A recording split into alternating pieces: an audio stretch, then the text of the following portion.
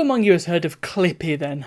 Everybody knows about Clippy. He's that little paperclip that appeared in Word 97, Office 97, and up until 2003, I believe.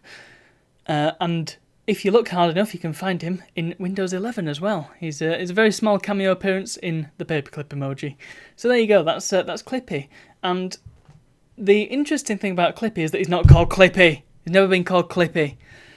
This is a curious thing that I've noticed in my time on the internet, is that everybody, everywhere, refers to the little character as Clippy. Every single person ever. But he's never been called Clippy, not officially. He's always been called Clippit. If you look in the software, if you go through all the...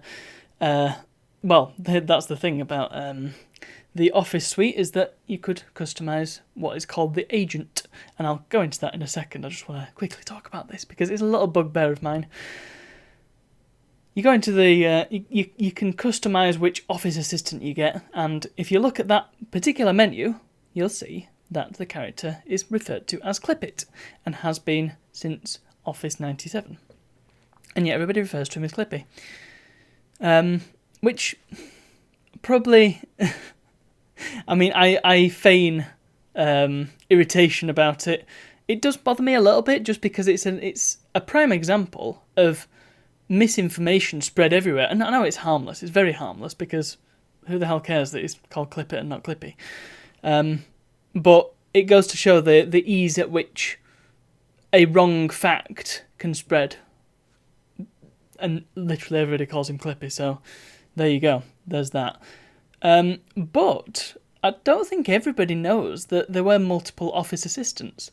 I don't know if this was a thing in the earliest versions of Office, but I know it was definitely a thing from like 2000 onwards when they went all 3D. So there was Clippit, the obvious one. I'm just trying to remember them all off the top of my head. There was the red bouncing ball, whose name I can't remember, but I think I always picked that one because it amused me. It's just a red ball, with a happy face. It kind of looked like a space hopper. There was a cartoon dog and a cartoon cat. My mum always used the cat, of course.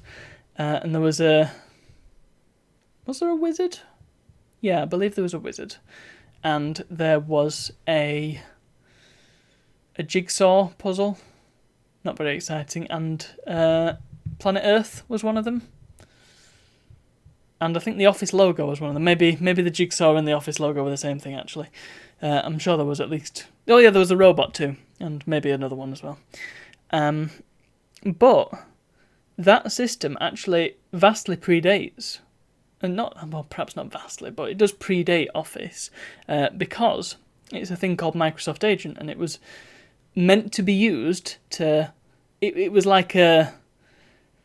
Well, it was a library, which means a piece of software that other pieces of software can use. So any Windows application could technically have their own Microsoft agent. And the example was a green bird who never appeared in Office for some reason, but it was fully animated, so there's no reason why they couldn't have included the green parrot.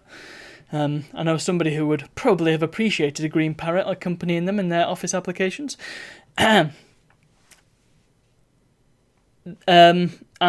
anyway, one of the other famous examples of Microsoft Agent being used was the Windows XP search dog. But that's not very interesting, is it? What is interesting is the fact that Microsoft Agent, a actual piece of Microsoft software, was used in a very, very, perhaps the most famous piece of malware ever made. Who's ever heard of BonziBuddy? Oh yeah, same technology. I just find that fascinating. You may think, oh well, that's obvious. Why wouldn't they use that? But it's brilliant. The fact that it's not brilliant really. It's just using a pre-made bit of the operating system. But nobody would have thought that this weird bit of malware, which disguises itself as not malware, but that's what all malware does these days. Like Chrome, uses just something that other legitimate software was using. It's kind of funny to me that. And indeed, the speech synthesis that BonziBuddy used was part of Microsoft Agent as well. And I think that green parrot had the same voice as BonziBuddy. Don't quote me on that because I'm probably wrong. There's probably a lot more to the history of Microsoft Agent, but it didn't really last very long beyond Microsoft Office. And it's a bit of a shame, really, because who doesn't like a little animated character following you around every time you try and write a document? The only other major bit of use of the Microsoft Agent was in Bob, which I think is a criminally underrated piece of software, and someday I'll make a video going into why, but if you've ever heard of it, you'll probably know that it's on various lists of, the worst ever software. It's misunderstood, that's all. Anyway, that's all from me, and that's all I can think of to talk about today. Let's hope next week is a bit more interesting. Thank you very much for watching, and I'll see you all tomorrow.